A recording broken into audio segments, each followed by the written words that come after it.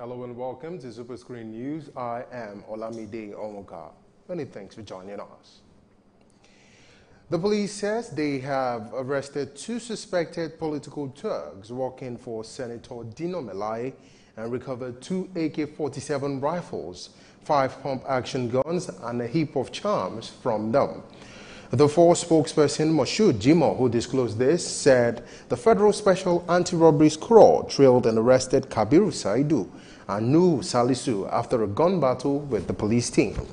The police alleged that the suspects confessed that they were contracted by Melaye to work for him as political talks during their meeting with him in December 2017 in his car along Airport Road, Abuja. The Force also explained that the men admitted to have carried out kidnappings and armed robberies in different towns in Kogi State and its environs.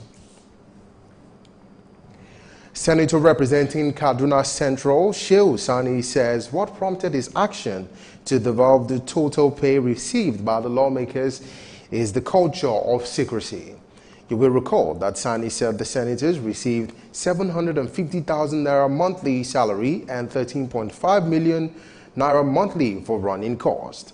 Speaking in an interview with journalists, Sani said he saw the need to break the culture of secrecy surrounding the activities of the National Assembly because it had given the parliament a bad name.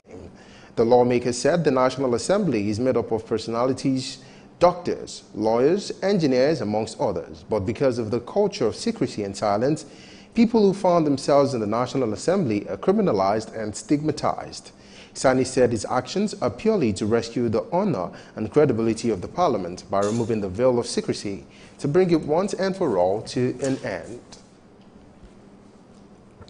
Presidential aspirant of the National Conscience Party, NCP, in the 2015 election, Martin Onovo has described the 13.5 million naira monthly running cost of the senators as outrageous and unlawful. Onovo, who expressed this view in an exclusive interview with SuperScreen News, charged Nigerians to demand accountability from the senators. It's outrageous. In addition to being outrageous, it's immoral. In addition to being immoral, it is unlawful. And the emphasis has to be on it is unlawful. It is the lawlessness that pervades the country now that allows this kind of thing to continue. Because it's not new. We have always known. If you take the budget of the National Assembly, which is 125 billion, and divide it by 469, which is the number of legislators in both the Senate and the House of Reps, you will understand that it costs us over 266 million averagely to maintain each legislator every year. Now, if you compare that with the police budget, it costs us only 830,000 to maintain an average policeman a year. So you can see the disparity. You can see the disparity. Now, this is a country where minimum wage is only 18,000. That is the moral aspect. But the most potent aspect from where we can deal with this is the aspect of the law. The law is very clear. There's a schedule on what a senator or a House of Reps member should earn. Anything earned above that is stealing and needs to be refunded. This money must be refunded, and the Nigerian people have to demand a refund. And I'm using this opportunity to serve a notice to national legislators that we will demand a refund of anything earned above what the law prescribes. He also lent his voice on the federal government's handling of the herdsmen menace, calling for a more efficient and unbiased handling of the situation. I cannot be pleased with a government that is defending herdsmen that are globally confirmed as one of the top 4 terrorist organizations in the whole world. I will not be pleased with a government that has refused, despite international acclaim, to declare these violent and murderous herdsmen as terrorists. I will not agree with a government that declared peaceful IPOB protesters as terrorists, but has refused to declare genocidal herdsmen as terrorists, notwithstanding that the whole world has declared them as terrorists. Presidential aspirant of the National Conscience Party in 2015 election, Martin Onovo, speaking there. More reactions have continued to trail the total salary package received by each senator, as revealed by Senator Shehu Sani. The cross-section of Nigerians who bear their minds on the development expressed anger and equally condemned what they described as an outrageous take-home. The salaries earned by senators are far too expensive, and those revenue, or I say that income given to each person, can always be reduced or even cut in half. Yes, they are our lawmakers and they are the ones who are making the laws in Nigeria, but when you go outside and look at the average man that can barely survive and things are getting expensive by the day, you begin to wonder, who are they making the laws for? So for me, I think if they can be able to use the money given to them to put structures on ground to be able to help the common man, the masses will better appreciate that than them amassing the wealth. These people are not representing us. They are representing themselves. So exploitative that they are carrying, daily on. This is more the reason why some people suggest pastime, senator. That even the way the senatorial duty is carried out in abroad is not full time, because the salary they pay themselves a jumbo salary. It's not commensurate with what they are doing. So indeed, I think it is high time now we youth we rise up to defend ourselves, because if we live our hope in the hands of these old men, I think they only care for themselves, for their family and their pocket. If Nigeria as a whole can reduce the amount paid to senators, reduce it a lot, and use that money to develop other sectors of the economy, you will see if they don't make the Nigerian legislative arm, if they don't make it very lucrative for people, the craze to get into this place will reduce. You understand? How can a senator be earning 13.5 million a month? It is unimaginable. Why would they not kill themselves to get there? Why? The amount of money they're collecting is too much, and instead of them to use the money to construct roads and build schools for the students, they are using it for themselves, and other people are suffering just because of them, and that is not right. They should use the money to take care of the poor ones and the people that need money to go to schools. We don't have to do that. So what we just need is just prayers, and we have been trying our possible best. But the only thing is just that maybe there should be a revolution in this country. I think that would be the best thing, just like what Ghanaian did, and they have a better country. They have a better economy now. On the other hand, some respondents were quick to compare the 750,000 naira received by the lawmakers as monthly salaries, the 13.5 billion received as running cost, and other allowances to the 18,000 naira minimum wage received by the Nigerian worker. That is a slave wages. It's not minimum wages. It's just a slave wages compared to what they are taking home. Did that seek Nigeria's opinion? They didn't seek public opinion before they come and allocate to themselves all these jumbo salary they are taking as a salary. Indeed, they are not there to serve. Rather, just, I don't want to use a word, stealing. Because a situation whereby you're there to serve your fatherland, at least it should be sacrifice. They look at it as national cake, but it's not national cake. One thing is that at least they should be conscious that if nobody asks them here, somebody is there to ask them. Minimum wage is too poor. When your salary can hardly take you home, what can you call that? It's not a salary. Most Nigerians take-home pay cannot take them home because some of them live on credit.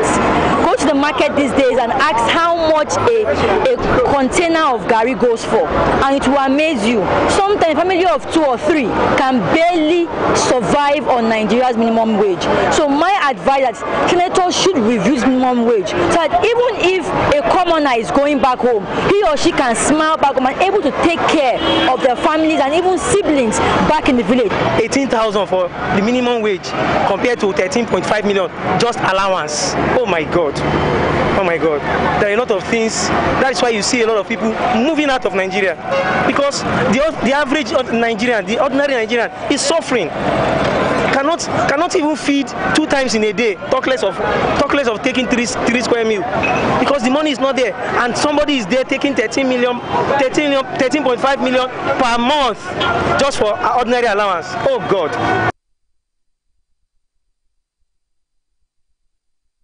Has faulted the 13.5 million naira received by senators as running cost and other allowances entitled to them. Falano expressed this while reacting on a development in an exclusive development with SuperScreen television in Lagos.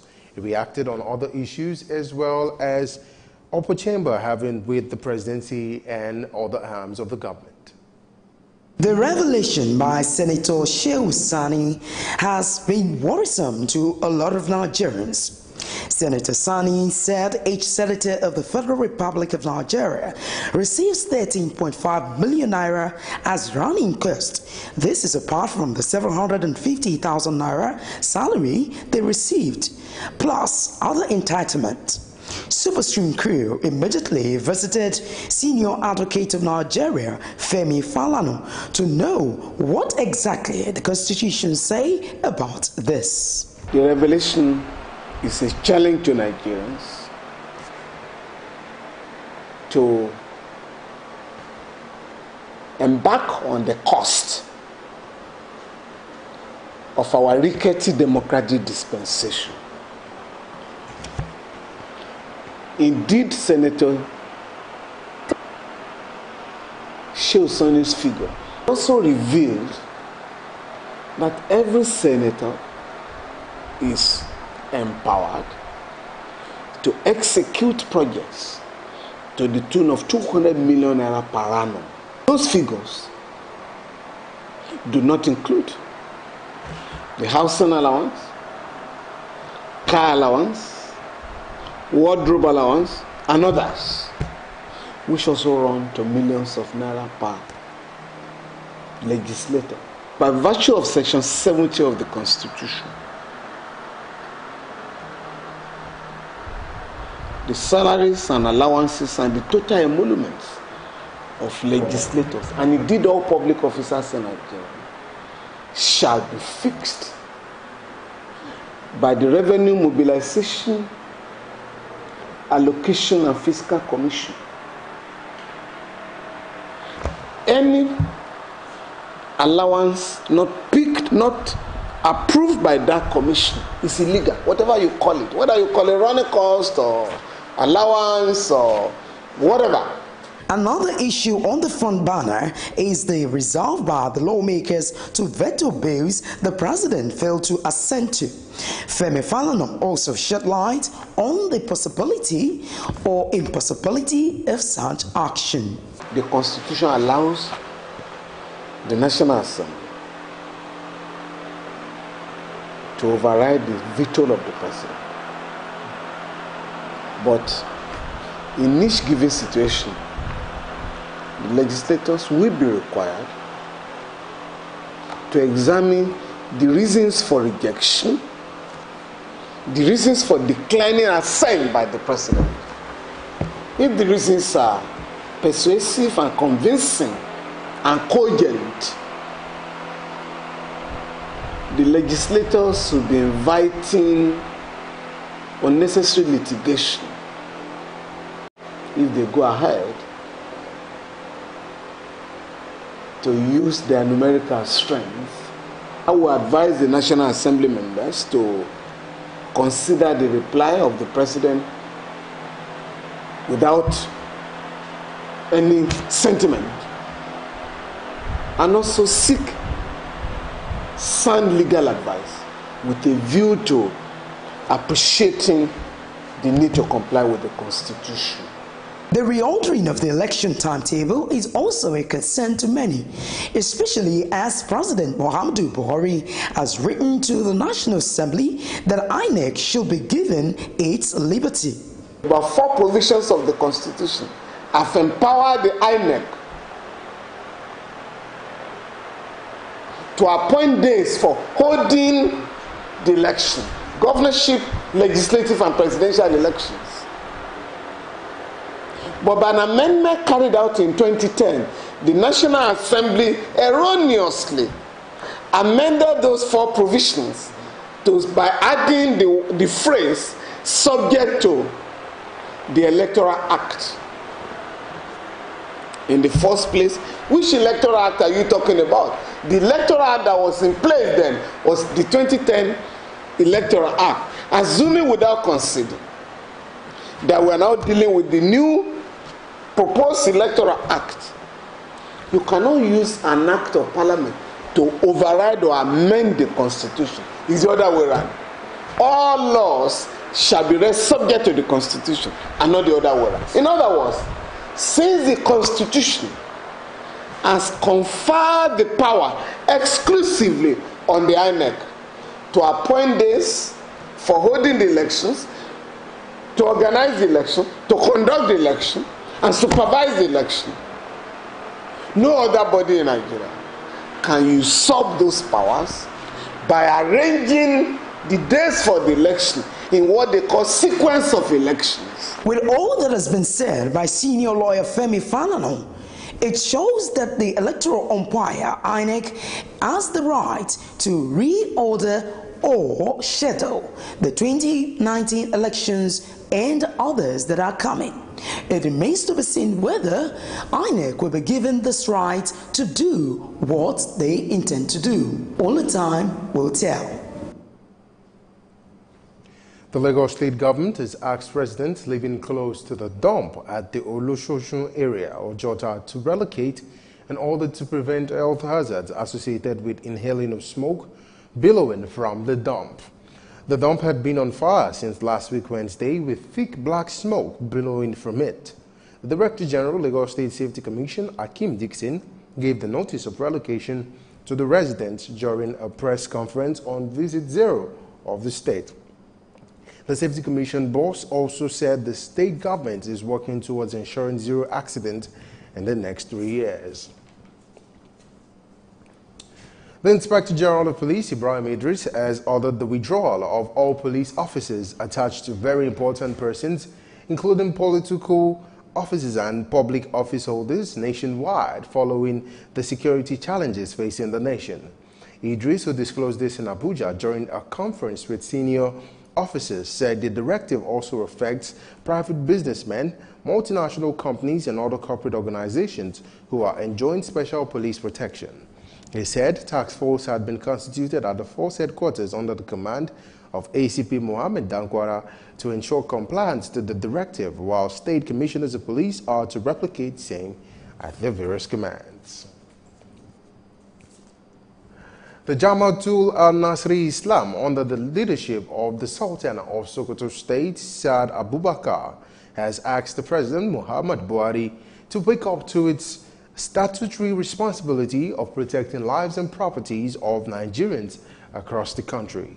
According to the Muslim body, the wake-up call became imperative following the killings by suspected headsmen of villages in the Basa local government area, Plateau State. The National Publicity Secretary of the JNI, Khalid Aliyu, disclosed this in a statement in Kaduna. The religious body condemned the attack, which left several people dead and 150 houses destroyed.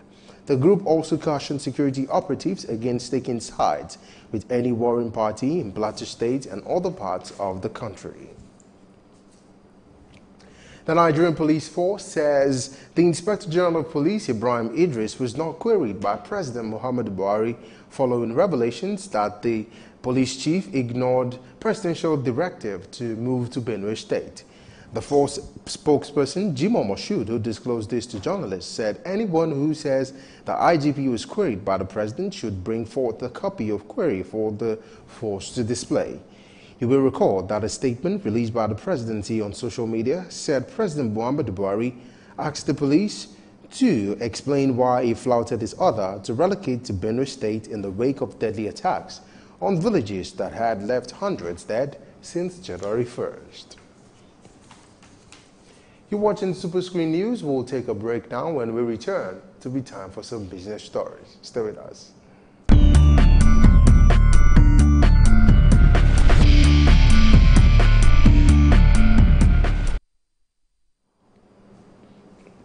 Welcome back. And now on the business scene, the Minister of Finance, Kemi Adeosun, says the country has enough capacity to repay its debt obligations, which currently stands at about 21.7 trillion naira. Adeosun, who disclosed this to journalists in Abuja, said the government is not worried about the country's rising debt, as the debt to gross domestic product ratio is still low compared to other countries. The minister also said, unlike previous governments that borrowed to pay salaries, the focus of President Buhari's administration is to invest massively in infrastructure. According to her, with over 2.5 trillion naira pumped into infrastructure in the last 3 years, the country will start seeing the benefits of the borrowed funds in no time. The electricity generation company says they are not planning to disrupt power supply in the country, but their inability to pay for gas due to non-payment of the debt owed them will lead to the shutdown of power plants. The Minister of Power, Works and Housing, Babatunde Fashola, alleged that last week that the Gencos were planning to disrupt the supply of electricity across the country. The Executive Secretary Association of Power Generation Companies, Joy Ogaji, told journalists that such threat has not been issued, but it is natural that when salaries are not being paid, the power plants will shut down even without wanting to shut them down. World Bank has commenced preparations for the $500 million Nigerian Electricity Distribution Improvement Program. The bank had conducted a fact-finding mission in the distribution subsector of the industry in order to establish how it could help boost services delivery by power distributors. Nigeria's power sector recovery program revealed that the global financial institution had met with officials of the Federal Ministry of Power, Works and Housing and other operators in the sector as regards the latest development. You're watching SuperScreen News. We'll take a break. When we return, we'll take some foreign stories and some sport news. Stay with us.